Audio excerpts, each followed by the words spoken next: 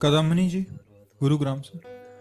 राधे राधे महाराज जी। महाराज जी, भगवत प्राप्ति मेरा लक्ष्य है, परंतु मेरा एक प्रश्न है कि मैंने सुना है कि गुरु मंत्र के निरंतर जप से कुंडलिनी जागृत होती है, तो जब कुंडलिनी जागृत होती है तो जापक विक्षिप्त या पागल तो नहीं हो जाता?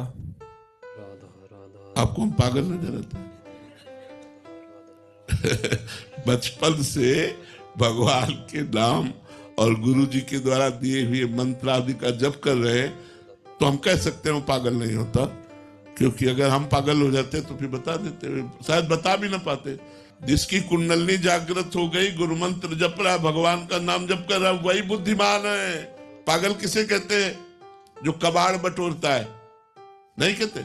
कबाड़ बटोरने लगे तो क्या कहोगे? पागल है ना। अच्छा, तो जब मरोगे तो आपके साथ क्या जाएगा? न मकान, न बैंक बैलेंस, न पद, न प्रतिष्ठा। तो कबाड़े तो बटोरा यार, कबाड़े तो बटोरा, बेकार की पूरी जिंदगी कर दी। अगर राम नाम जप किया, राधा नाम जप किया, कृष्ण नाम जप किया, ये धन है, ये आपके साथ जाएगा। वास्तविक धन ये है, और तो सब व्यर्थ का है। तो पागल तो वो है जो संसार में रत होकर अपने जीवन को भगवत विमुख बिता दिया। विद्वान, ज्ञानी, सुजान, महात्मा वही है जो अपने जीवन को भगवान के नाम चिंतन करते हुए समाज सेवा में बिता दिया। तो बच्चा, ऐसा नहीं है कि कोई भी हमारा परमार्थ का मार्ग पागल नहीं कर देता है। परमार्थ का मार्ग सुजान करता है, पागल नहीं करता। हाँ, गलत प्रक्रियाओं का अगर प्रयोग करोगे तो पागल हो जाओगे। जैसे आप अष्टांग योग के अनुसार कुंडलिनी जागरण का उपाय करें और ब्रह्मचर्यहीनता, अभक्ष भोजन, गलत आचरण, तो फिर आप पागल हो जाएं, फिर आपकी बुद्धि काम नहीं करेगी।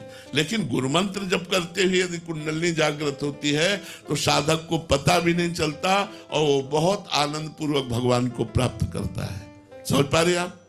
ऐसे ना हो जाए, ऐसे ना हो जाए, ये माया जो है ना मेरे ऊपर हावी हो जाती है। तो मैं कहीं इनको लगता है कि फिर कहीं ये मतलब विक्षिप्त ना हो जाएं। नहीं नहीं नहीं नहीं, एक मिनट भी हम अपना व्यर्थ ना जाए ऐसा प्रयास करते हैं, वो क्या गुरु और हरि की कृपा से पार होता है।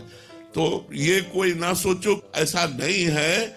हमें लगता है कि जितना चतुर भजन करने वाला होता है उतना और कोई चतुर होता ही नहीं। रामय भजन्ते चतुर नर, बहुत विद्वान हो जाता है, विवेकवान हो जाता है, क्योंकि भगवान ज्ञान के समुद्र हैं, विद्या के समुद्र हैं। तो हमें लगता है बच्चा, आपको ऐसा भ्रम नहीं रखना चाहिए, डरना नहीं चाहिए। खूब भजन करो, भगवान आपका मंगल करें। अमंगल हो ही नहीं सकता। हमें एक भी आदमी दिखाओ जो भजन करता और उसका अमंगल हो गया हो। भजन करने वाला तो ज्ञानी हो जाता है, महाज्ञानी हो जाता है। भजन करने वाले से तो बहुत अच्छे अच्छे कर्म होने लगते हैं। वो समाज का सुधारक बन जाता है। अपनी सुधार क्या, समाज का सुधारक बन जाता है। हमारा पूरा जीवन हो गया अधिक भजन करने में।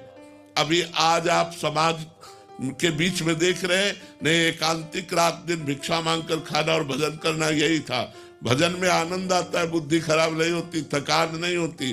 भजन एक नवीन उत्साह प्रदान करता है, नवीन आनंद प्रदान करता है, नवीन शीतलता प्रदान करता है। ऐसा आप लोग मत सोचिएगा। महाराज जी, अभी क्या होता है कि हम भजन जब तक नहीं कर रहे थे तब तक वो विषय संसार सब अच्छा लग रहा था, बट अभी भजन करने लगे तो थोड़ा देर बैठे तो इतने सारे विचार चलने लग जाते हैं, ऐसा लगता है कि कुछ अलग हो रहा है कहीं। नहीं, वो विचार डिलीट हो रहे हैं।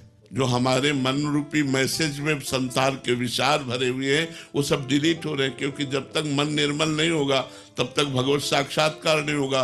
तो जब हम भजन करते हैं, भजन जहां मन को निर्मल करने लगता है तो वो उसके सब भरे हुए विकार निकलते हैं। तो साधक समझ रहा है आ रहे हैं, भजन करते समय ये गंदी बातें आ रही है, संसार आ रहा है, कहीं ऐसा ना हो जाए, कहीं वैसा। नहीं, निर्भय होकर भजन करो।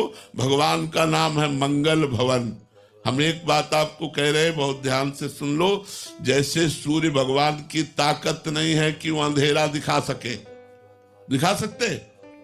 क्यों? क्योंकि जहां वो रहेंगे अंधेरा रहेगा नहीं। पक्की बात ना। ऐसे हमारे भगवान का नाम है मंगल भवन अमंगल हारी। तो भगवान की ताकत नहीं कि हमारा मंगल कर सके, भगवान की। जैसे सूर्य की ताकत नहीं कि अंधेरा दिखा सके। अब हम आपको देखो, भगवान ने जिन जिन को मारा उनको वो पद मिला जो बड़े बड़े मुनि जन चाहते हैं। अपने स्तर में जहर लगाकर भगवान को पिलाने आई पूतना, भगवान ने उसको वो परम पद दिया जो यशोदा मैया को मिला। ऐसे कृपालु भगवान की जब हम शरणागति स्वीकार कर लेते, भजन करते, तो हमारा अमंगल कैसे हो सकता है? मंगल भवन अमंगल हारी। इसलिए कभी कोई मत डरो कि हमारा अमंगल हो जाएगा, वो कभी नहीं, कभी नहीं। हमारी बात पर विश्वास करो, मंगल का मार्ग यही है। हाँ, आपने जो बुरे कर्म किए उनका फल जब आएगा तो आपको दुख मिलेगा, ये पक्की बात है, भजन करते हुए भी। इसलिए भगवान का भजन करो, प्रारब्ध को भोग लो, अच्छे आचरण करो, भगवान को प्राप्त हो जाओ।